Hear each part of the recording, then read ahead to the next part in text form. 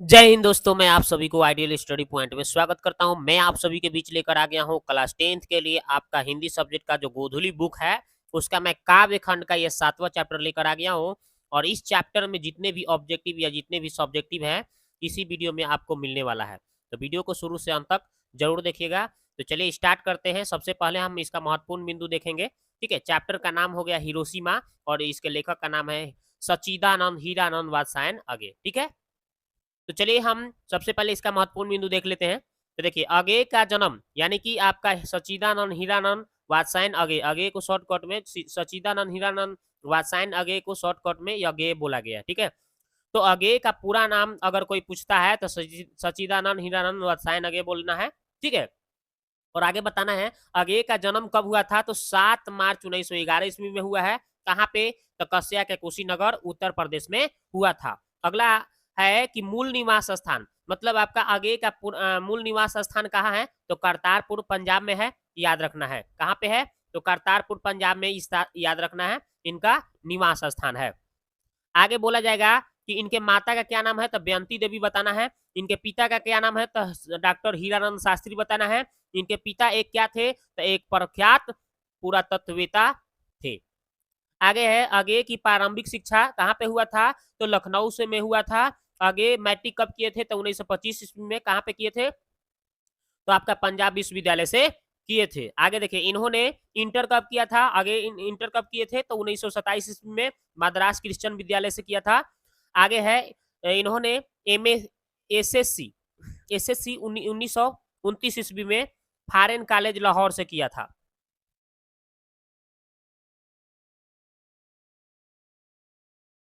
यहाँ पे देखिए एसएससी बताया गया, बीएससी होना चाहिए था। बीएससी, यहाँ पे बीएससी होगा। हाँ, बीएससी इसको ठीक से कर लीजिएगा। एसएससी नहीं होगा, बीएससी होगा। बी, देखिए बी लिखा हुआ है, ठीक से यहाँ से देख लीजिए। माने इन्होंने बीए कब किया था? ये देखिए बी ए सी। ठीक है, इसको बीए ठीक से आप लिख लीजिएगा, बी ए सी ऐसे, बी ए सी। बीएससी कब किए थे? तो 1929 ईस्वी में किए थे बीएससी। ओके, इसको सुधार लीजिएगा। इन्होंने बीए कब किया था? तो 1929 ईस्वी में किए थे। कहाँ पे? तो फॉरेन कॉलेज लाहौर से किया था। आगे देखिए, एमए कब किया था? है ना, एमए अंग्रेजी विषय से किया था, लाहौर से किया था। आगे देखिए, आगे एक बहुभाषीविद थे, मतलब ये बहुत भाषाओं को जानने वाले थे। आगे देखिए, इन्होंने हिंदी कविता में प्रयोग सूत्रपात भी किया था। हिंदी कविता का प्रयोग सूत्रपात भी ये इन्होंने किया है। आगे देखिए, इनका निधन यानी आगे का मृत्यु कब हुआ था? तो 4 अप्रैल 1987 ईस्वी में हुआ था। आगे देखिए, इन्हें ये आधुनिक हिंदी साहित्य के प्रमुख कवि, कथाकार और विचारक और पत्रकार भी थे। आगे देखिए, इनकी प्रमुख कृतियां हैं। कुछ इनको इनकी जो प्रमुख कृतियां हैं उनको हम लोग चर्चा कर लेते हैं।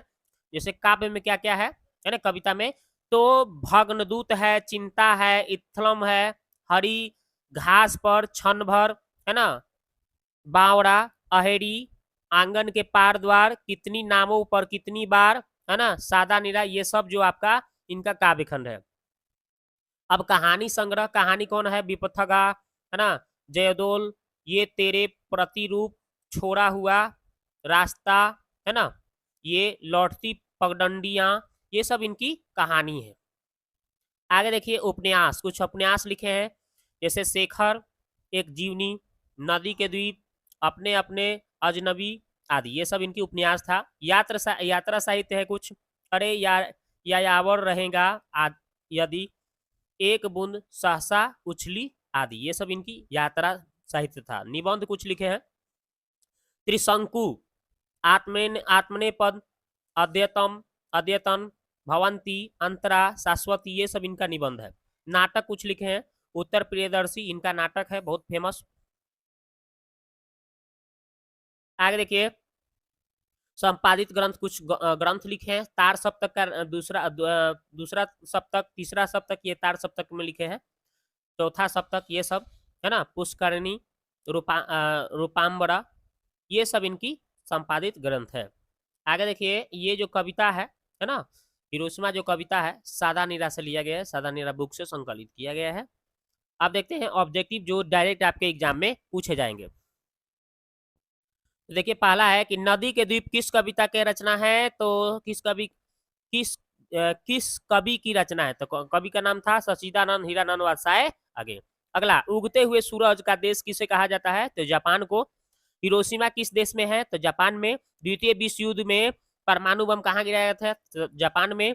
आगे का पूरा नाम क्या था? तो सच्चिदानंद हीरानंद रसायन। आगे आगे देखिए, आगे का सूत्रपात कौन सा किस चीज का सूत्रपात किए थे? तो प्रयोगवाद। तार सप्तक का संपादन किसने किया था? तो आगे ने। दुर्दंता मानवीय विभीषिका का चित्रण करने वाले कवि का नाम? आगे। जापान पर परमाणु बम किसने गिराया था? तो अमेरिका ने। हिरोशिमा पाठ के नगर चौक पर निकलने वाला सूरज का नाम क्या था? परमाणु बम, जो नगर के चौराहे पर ही फट गया था परमाणु बम। आगे देखिए, आगे का जन्म कब हुआ था? तो 1911 ईस्वी में। आगे का मूल निवास स्थान कहाँ है? करतारपुर। हिरोशिमा कविता किस काव्य संग्रह से लिया गया है? तो सादानीरा से। आगे, किस राज्य के मूल निवासी थे? तो पंजाब। आगे, किस काव्य धारा के कवि है? तो प्रयोगवाद।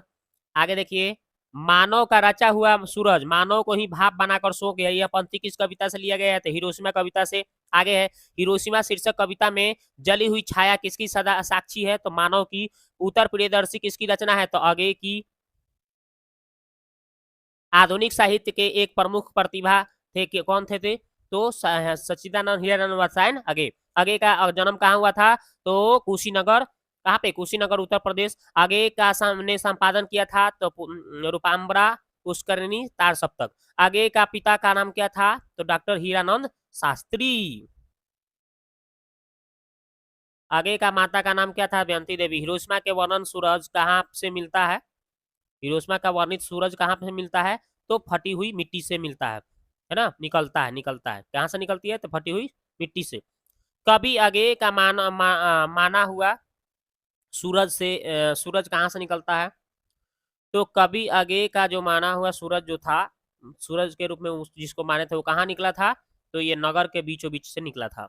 आगे ने कहाँ तक शिक्षा ग्रहण किया था? तो एमए तक ले पढ़ाई किया था, शिक्षा ग्रहण किया था। आगे का मृत्यु कब हो गया था? तो 4 अप्रैल 1987 में। आगे के निबंध कृति क्या है? भवती अंतरा त्रिशंकु। चिंता आगे की किस प्रकार की रचना है? तो काव्य था। काव्य इनका क्या था? चिंता इनका एक काव्य लिखे हुए हैं। आगे जी के प्रारंभिक शिक्षा कहाँ से हुई थी? लखनऊ से हुई थी। अब चलिए हम महत्वपूर्ण सब्जेक्टिव क्वेश्चन देखेंगे जो आपके डायरेक्ट एग्जाम में पूछे जाएंगे। पहला क्वेश्चन, छायाएं दिशाहीन सब की ओर पड़ती है, स्पष्ट करें। आंसर है, जब परमाणु बम नगर के बीचों बीच धरती के चिरता हुआ निकलती है तो मानव जन की छायाएं दिशाहीन हो जाती है। अगला क्वेश्चन, प्रज्वलित क्षण की दोपहर से कवि का आशय क्या है? आंसर, प्रज्वलित क्षण से उसे कहा गया है जिस क्षण से थोड़ी ही समय के लिए परमाणु बम सूरज के जैसा चमकता है और तुरंत शांत हो जाता है। अगला क्वेश्चन, मनुष्य की छायाएं कहां और क्यों पड़ी हुई है? आंसर, मनुष्य की छायाएं जापान के हिरोशिमा में पड़ी हुई है क्योंकि अमेरिका द्वारा द्वितीय विश्व युद्ध में परमाणु बम गिराया गया था जिसे मनुष्य जलकर राख हो गए थे। अगला क्वेश्चन, हिरोशिमा में मनुष्य की साखी रूप में क्या है? तो हिरोशिमा में मनुष्य के साखी रूप में कंकाल मिलेंगे आपको, जले हुए पत्थर, टूटे फूटे सड़कों पर अन्य चीजें मिलेंगे, है ना, चित्र बनाए हुए मिलेंगे। इन सब के इतिहास से उसे घटना का अंदाजा लगाया जा सकता है। अब मिलते हैं नेक्स्ट वीडियो में अगला चैप्टर के साथ। कैसा वीडियो लगा आप कमेंट बॉक्स में जाके कमेंट कीजिए।